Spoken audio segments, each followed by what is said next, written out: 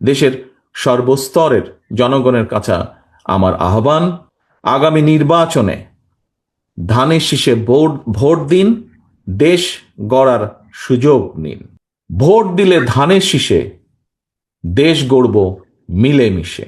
আমার একটা বিশ্বাস, আমাদের দল, আপনাদের দল বিএনপির বিশ্বাস, প্রচলিত যে স্লোগান নির্ভর রাজনীতি, এটার দিন কিন্তু এখন ফুরিয়ে এসেছে এটার দিন। জনগণ কিন্তু এখন প্রচলিত রাজনীতির একটি পরিবর্তন চাইছে। জনগণের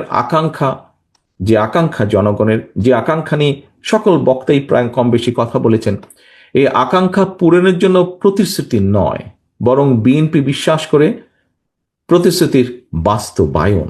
এবং এই কারণেই কিন্তু বিএনপি প্রত্যেকটা সেক্টরে যেই পরিকল্পনাগুলো আপনাদের সামনে তুলে ধরলাম, এই পরিকল্পনাগুলো কিভাবে বাস্তবায়ন করা যায় সেটার জন্য আমাদের একটা প্ল্যানিং আমরা তৈরি করছি, বাস্তবায়ন কিভাবে আমরা করব।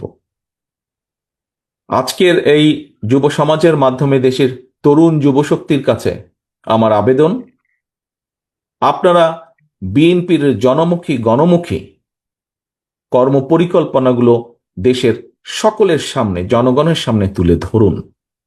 জনগণের রায় বিএনপি রাষ্ট্র পরিচালনার সুযোগ পেলে সামনের দিনে ইনশাল্লাহ আমরা এই পরিকল্পনাগুলি পর্যায়ক্রমে ইনশাল্লাহ বাস্তবায়ন করব। জনগণের জীবন মান উন্নয়নের সকল পরিকল্পনা যদি বাস্তবায়ন করতে হয়, বিএনপির প্রতি জনগণের স্বতঃস্ফূর্ত সমর্থন প্রয়োজন।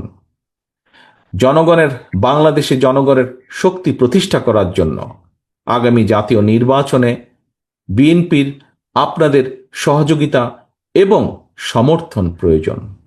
অন্তর্বর্তীকালীন সরকার এবং নির্বাচন কমিশন জানিয়েছে, ফ্যাসিবাদের ১.৫ দশক পর ফ্যাসিস্ট মুক্ত বাংলাদেশে আগামী ফেব্রুয়ারি মাসে ইনশাল্লাহ জাতীয় নির্বাচন অনুষ্ঠিত হবে। দেশের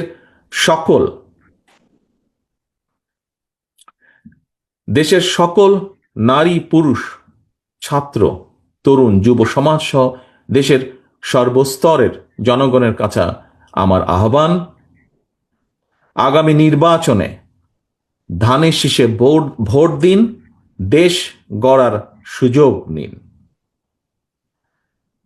আবারও আমি বলি, দেশের সর্বস্তরের জনগণের কাছে আমার আহ্বান, আগামী নির্বাচনে ধানের শীষে ভোট দিন, দেশ গড়ার সুযোগ নিন।